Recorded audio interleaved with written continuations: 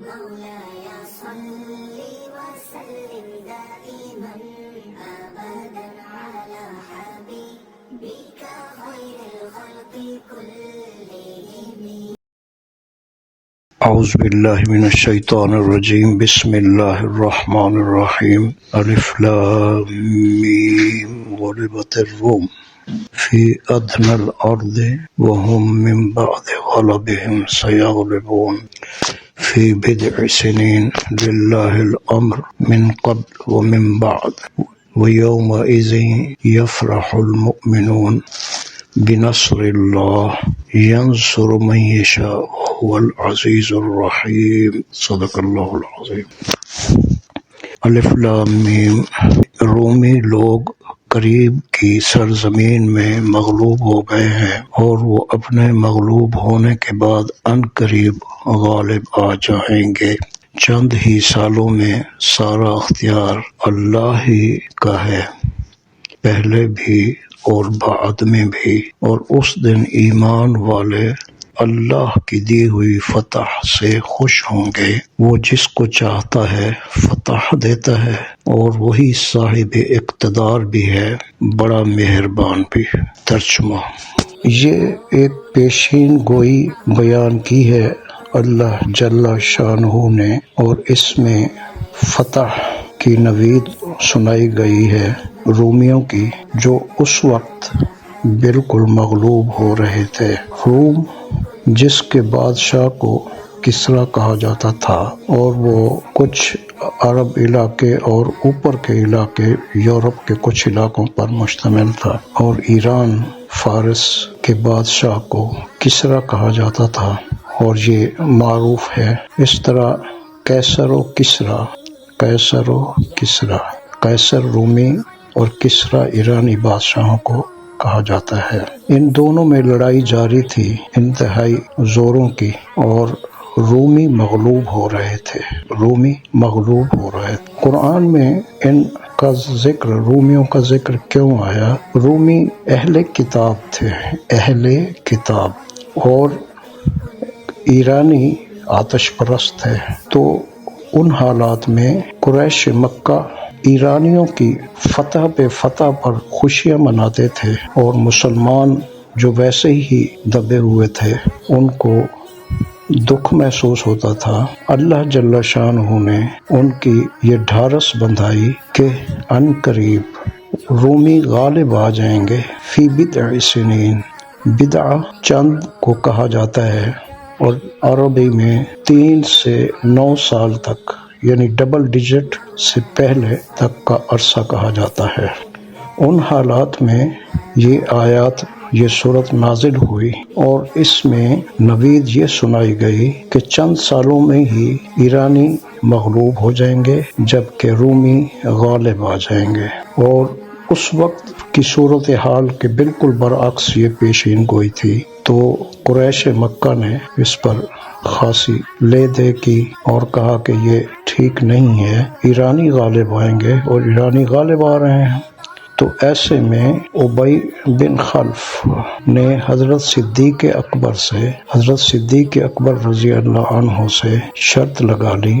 شرط 10 اونٹ کی تھی شروع میں، 10 اونٹ اگر رومی غالب آ گئے تو ابی بن خلف 10 اونٹ دیں گے، اور اگر ایرانی غالب آ گئے، غالب رہے بضع سنین میں، تو حضرت ابوبکر صدیق 10 اونٹ دیں گے۔ اس شرط کا جب آپ صلی اللہ علیہ وآلہ وسلم کو علم ہوا تو آپ نے وضاحت فرمائی حضرت ابوبکر صدیق رضی اللہ عنہ کو کہ بضع چند یعنی 3 سال، 3 سے لے کر 9 تک کے ہندسے تک بولا جاتا ہے، 3 سے 9 کے ہندسے تک بولا جاتا ہے۔ اس لیے آپ اس شرط کو بڑھا لو، دوبارہ اس کو تازہ کر لو، اور اونٹ چاہے مرضی اور بڑھا لو۔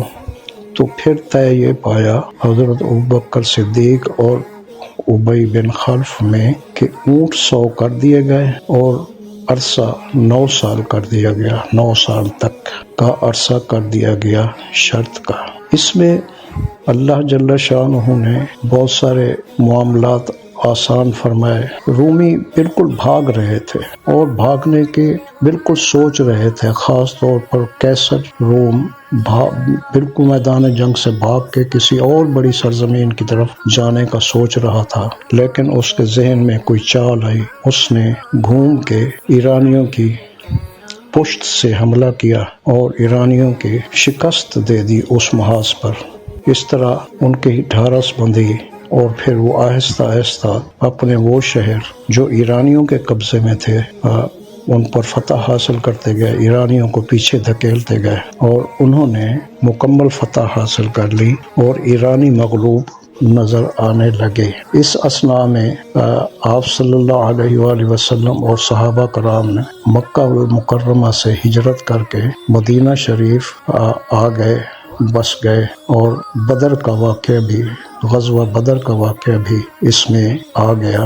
تو غزوہ بدر کی بھی تفاسیر میں بتایا گیا کہ اس میں خوشنودی بتائی گئی، خوشخبری بتائی گئی کہ آپ غالب رہیں گے۔ خیر، یہ جیسے ہی وہ مغلوب ہوئے، اس میں ابی بن خلف تو فوت ہو چکا تھا، لیکن ان کے بیٹے حیات تھے۔ جب شرط لگائی گئی تو اس وقت اسلام میں شرط لگانا منع نہیں تھا، شرط لگائی گئی۔ اب ابی بن خلف کے بیٹوں نے 100 اونٹ حضرت ابوبکر صدیق رضی اللہ عنہ کو دیے، تو آپ حضرت ابوبکر صدیق رضی اللہ عنہ نے آپ صلی اللہ علیہ وسلم کے پاس معاملہ رکھا کہ مجھے 100 اونٹ ملنے والے ہیں یا مل گئے ہیں، اب ان کا کیا کیا جائے۔